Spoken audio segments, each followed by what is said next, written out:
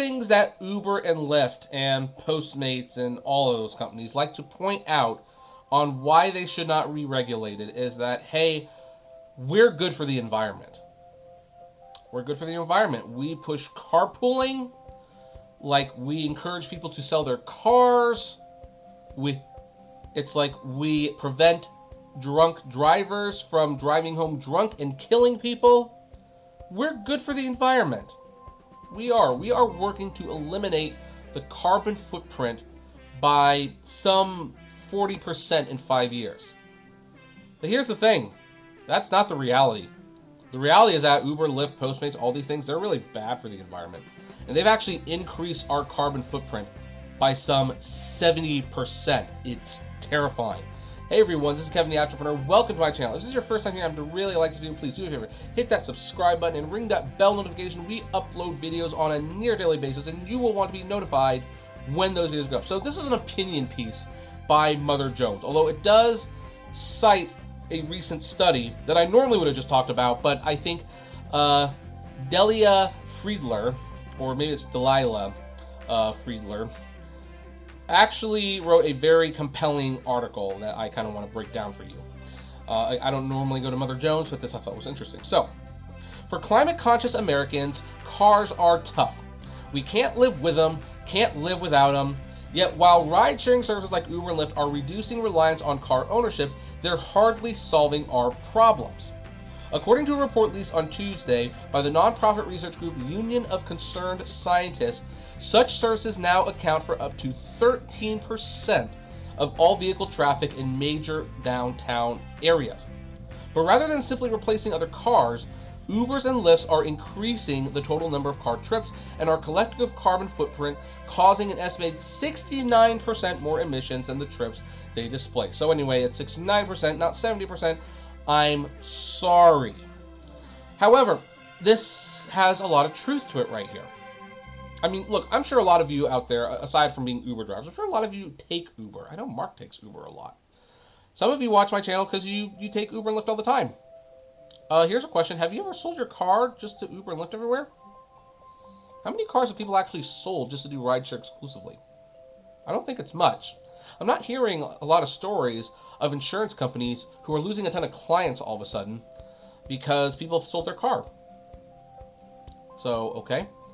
What about the increased number of car trips? That makes a lot more sense too. How many movies do you go to see because, you know, hey, I'm just going to take an Uber there?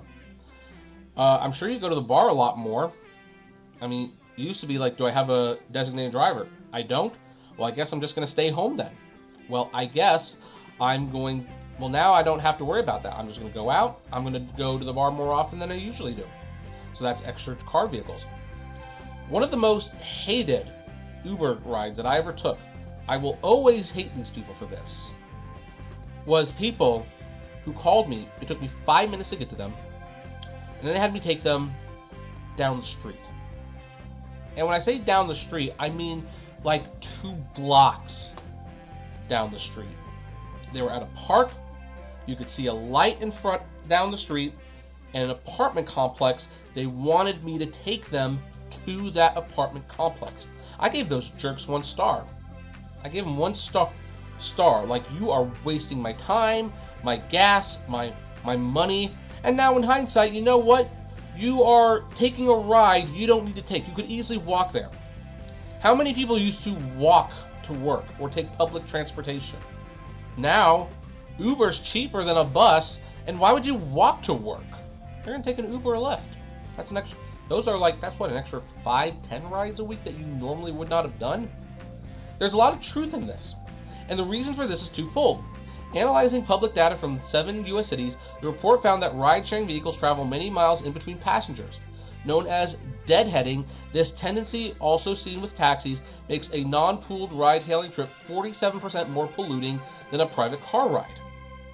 Yeah, like, I mean, I always tell people, like, look, this is why when I was doing Uber and Lyft, after I dropped someone off, I'd drive around the corner, I'd park, I'd read a book. And sometimes I'd be reading that book for a while. But I refuse to waste my gas. On top of that, a survey of California passengers found that ride shares are replacing trips they'd otherwise take by mass transit, bike, or on foot. We just talked about that. As a result, the report concludes ride sharing is increasing vehicle travel, climate pollution, and congestion in cities and suburbs alike, while remaining widely exempt from regulations.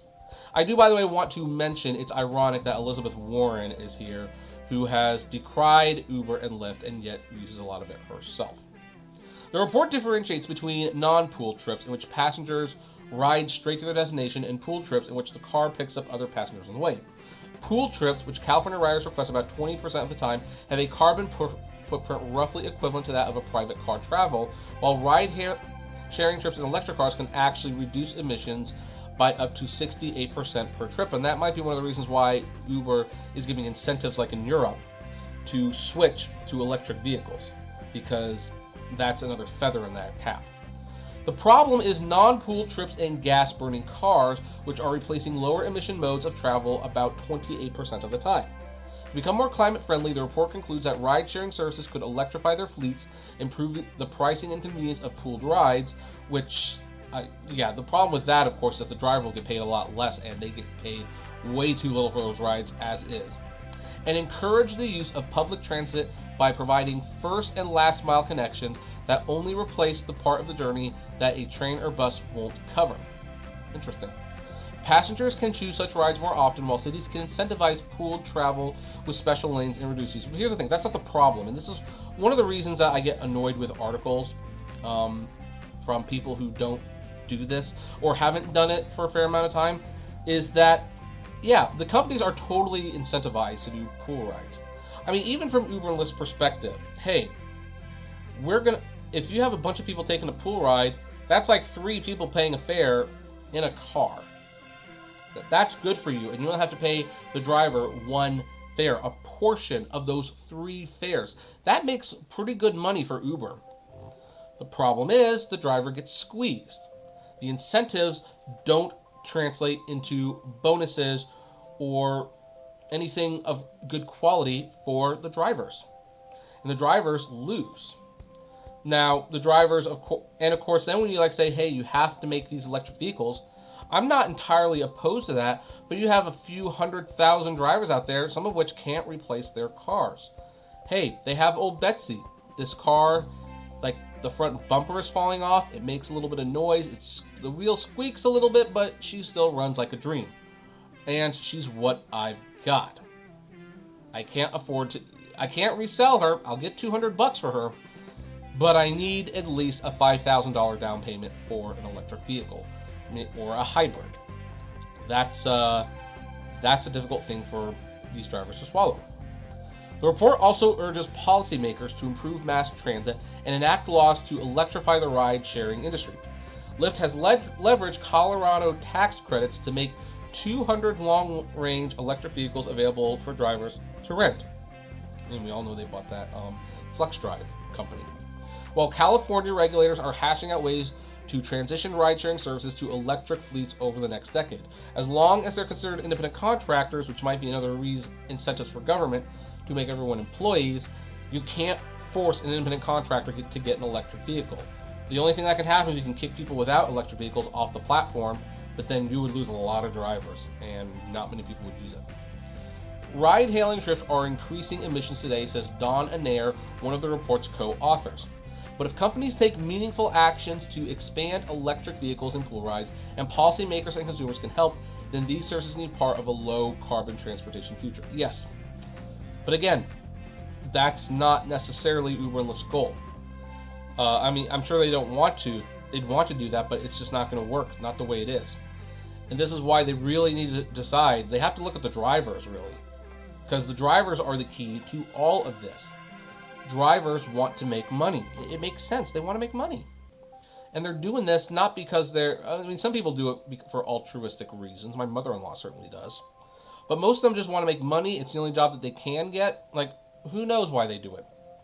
And so you are saying, hey, we need to incentivize people to use pool more often. Okay. Yeah, I can see how that would cut back on the carbon footprint, but it hurts the drivers. The drivers make less money for more work. We need to force them to electrify their fleet. Well, yes, but who's going to buy those cars? The drivers are going to buy those cars, and they might not have the money. And then they say we need to encourage people to get rid of their vehicles. Well, good luck with that just in general. I think the drivers are cut out of the conversation way too much in these conversations. If you can find a way to pay the drivers more for having cleaner vehicles and doing more pool rides, then yes, you might be onto something. You might be able to cut the carbon footprint. But until you include the drivers into this, because the self-driving cars aren't coming anytime soon, then you've got a problem that will never be solved, and you will always be in conflict with the people who run this business, the drivers. That's just me being honest with you. Feel free to disagree. In fact, if you do disagree, feel free to comment below. And if you agree, comment below anyway. If you want to just randomly list off your favorite 1990s album that you had on CD as a kid, hey, just comment below. What the heck? That's what the comments are for, right? And like, favorite, share, subscribe. And as always, flame responsibly. Have a good one.